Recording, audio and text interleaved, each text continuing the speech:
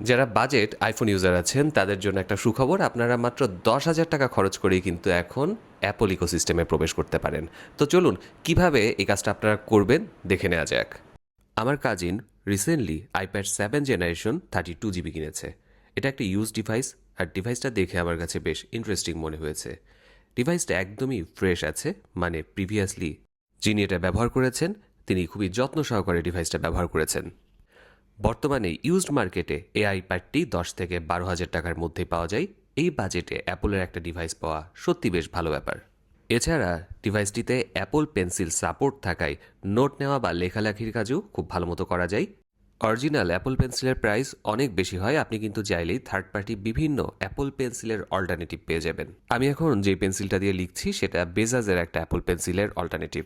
IPad 7 জেনারেশনের sound quality কিন্তু খুবই ভালো, আর ব্যাটারি ব্যাকআপও এখনও বেশ সন্তোষজনক, যার কারণে মুভি দেখা থেকে বিভিন্ন ভিডিও কন্টেন্ট ওয়াচিং খুবই এনজয়েবল মনে হয়েছে আমার কাছে। সবকিছু মিলিয়ে যারা কম বাজেটে অ্যাপল ইকোসিস্টেমে প্রবেশ করতে চান তাদের জন্য আইপ্যাড 7 জেনারেশন এখনও একটি ভালো অপশন হতে পারে।